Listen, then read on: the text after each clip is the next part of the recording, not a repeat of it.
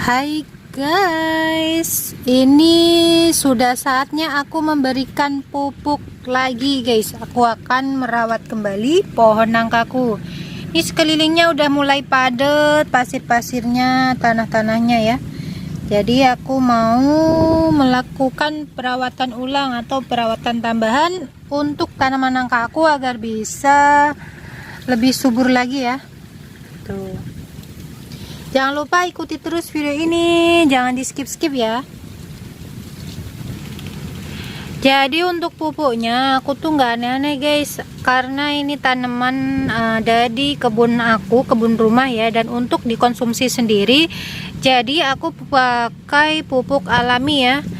Ini tuh aku dari sisa bakaran sampah, dan sampahnya itu bukan sampah yang plastik ya. Kalaupun nanti ada sampah-sampah plastik, kita harus pisahkan dan buang ya.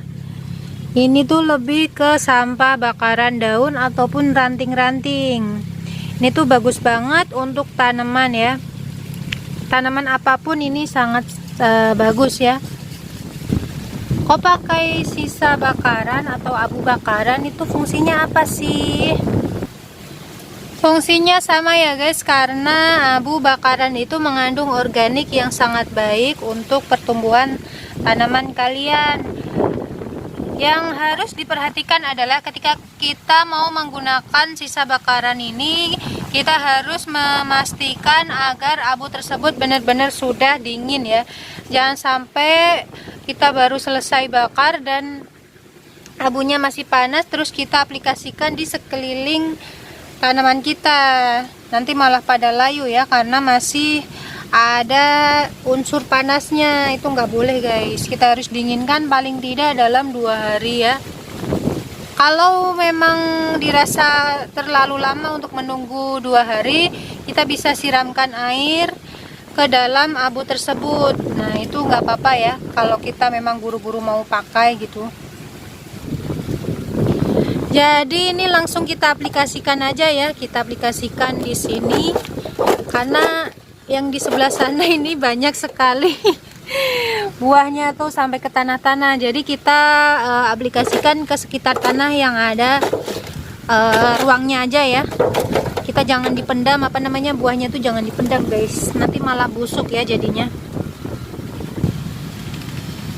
Selain itu kita bisa lakukan penggemburan tanah di sekelilingnya guys. Ini bisa kita lakukan sebelum kita menaruh abu tadi ya.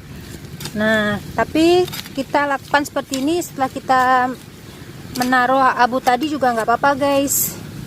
Ini kita gemburkan di sekeliling tanaman tersebut ya.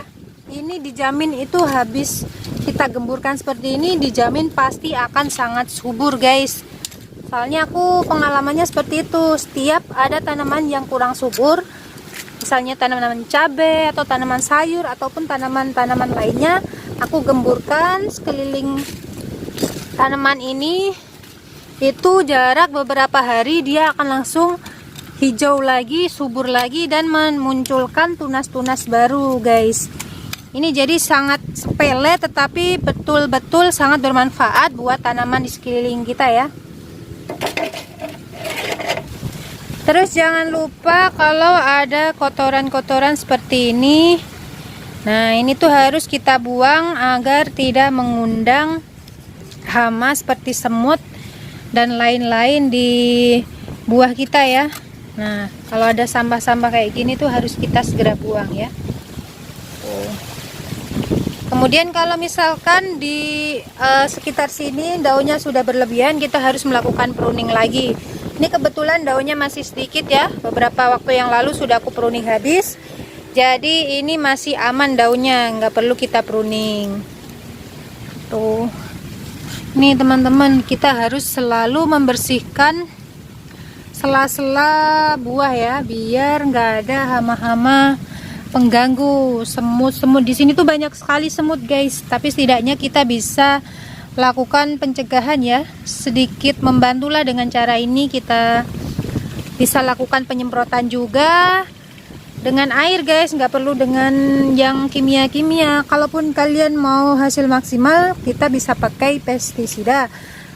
pestisida itu pun kita bisa bikin sendiri dengan cara mencampurkan bahan seperti tembakau ya. Tembakau itu adalah pestisida alami.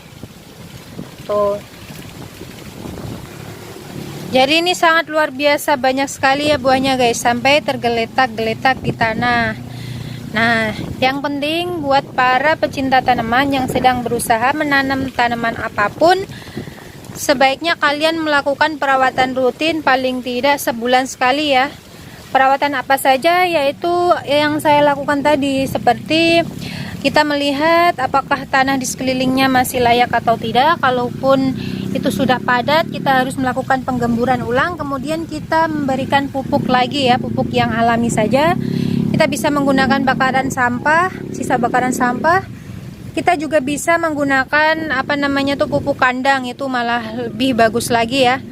Nah ini karena aku nggak punya kandang, nggak punya ternak dan sebagainya, jadi aku pakai sampah dari daun itu guys. Kebetulan kemarin juga aku bikin pupuk kompos, cuman belum jadi aku pakai seadanya dulu ya.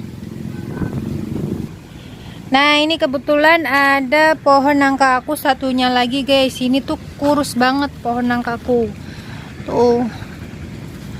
Dan ini sedang berbuah satu juga guys, baru satu yang berbuah nih.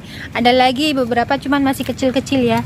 Ini karena kemarin sekitarnya ini adalah tumpukan sampah, jadi ini lagi masa proses penyuburan tanah lagi guys. Soalnya ini baru dibuang-buang kemarin, sampahnya kita bakar, terus kita pindahkan ke tempat sampah yang satunya lagi. Jadi kita harus melakukan penyuburan ulang ini tanahnya. Tuh, kalau masih ada plastik-plastik begini kita buang-buang guys.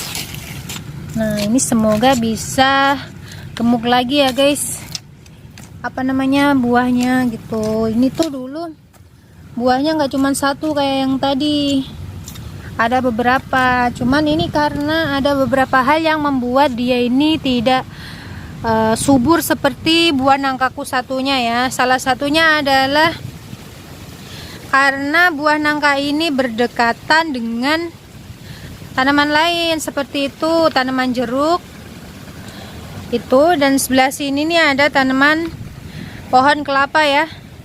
Jadi ketika kalian menanam tanaman buah itu harus memperhatikan jarak antara pohon satu dengan pohon yang lainnya. Kalian juga harus memperhatikan jarak dengan rumah kalian. Oh, jangan sampai nanti tumbang mengenai atap ya. Kalau enggak nanti bisa nyangkut ke pagar-pagar ataupun ke kabel-kabel, itu berbahaya sekali ya. Itu tips dari aku ya buat para pecinta tanaman. Terima kasih sudah menyaksikan video ini. Jangan lupa like, comment, share, dan subscribe. Semoga bermanfaat ya teman-teman. Assalamualaikum.